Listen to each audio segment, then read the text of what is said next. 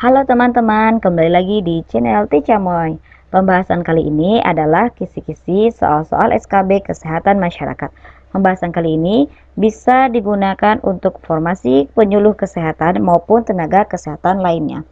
So, jangan lupa like dan subscribe-nya ya.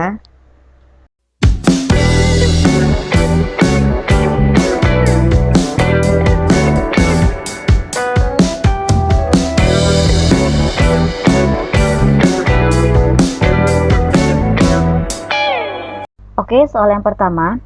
Berikut ini termasuk usaha kegiatan preventif adalah A. Pemberdayaan masyarakat, B. Penyuluhan bahaya narkoba, C. Pemberian tablet besi pada ibu hamil, D. Pemeriksaan kesehatan secara berkala, E. Sasaran secara individual.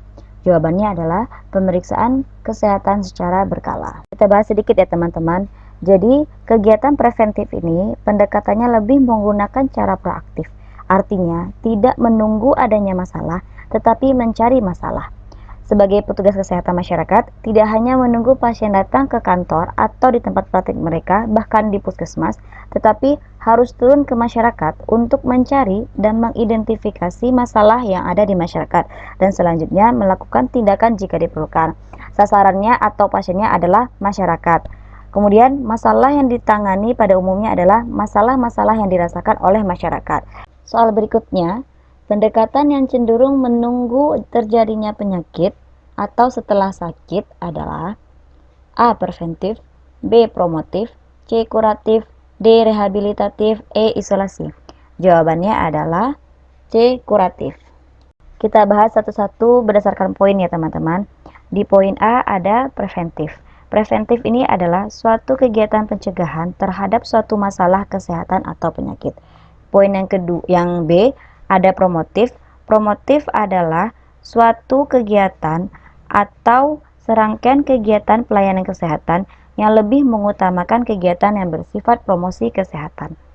Yang poin C, yaitu kuratif. Pengertiannya adalah suatu kegiatan atau serangkaian kegiatan pengobatan yang ditujukan untuk penyembuhan penyakit, pengurangan penderitaan akibat penyakit, pengendalian penyakit, atau pengendalian kecacatan agar kualitas penderita dapat terjaga seoptimal mungkin.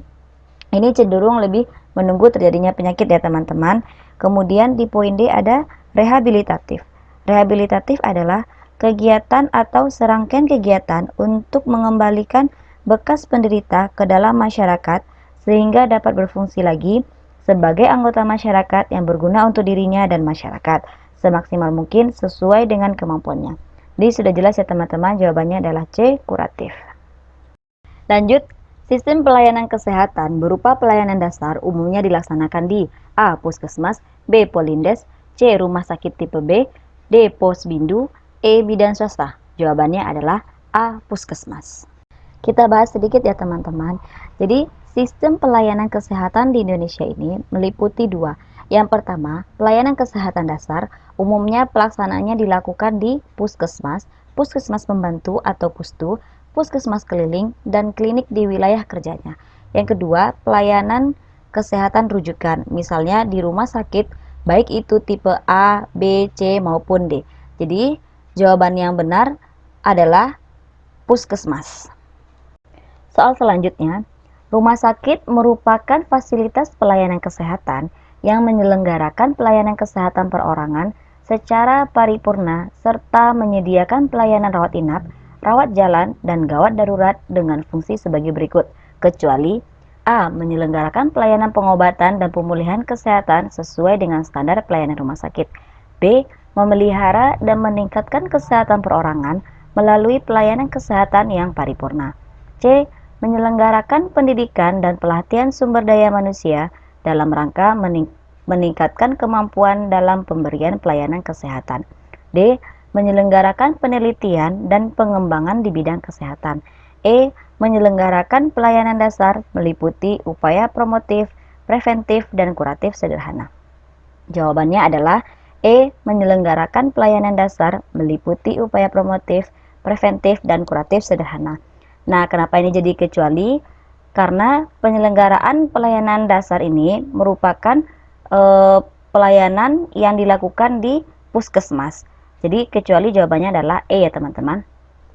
Soal selanjutnya, sistem pencatatan dan pelaporan kasus yang dapat menggambarkan kualitas pelayanan kesehatan yang diberikan kepada pasien, juga menyumbangkan hal penting di bidang hukum kesehatan, pendidikan, penelitian, dan akreditasi rumah sakit, yang mencakup data tentang identitas pasien dan formulir persetujuan atau perizinan, riwayat penyakit, laporan pemeriksaan fisik, instruksi diagnostik dan terapeutik, dengan tanda tangan dokter yang berwenang, catatan pengamatan atau observasi, laporan tindakan dan penemuan, ringkasan riwayat waktu pulang, dan kejadian-kejadian yang menyimpang disebut A. Pelaporan, B. Rekam medik, C. Catatan register, D. PIO, E. Inform person.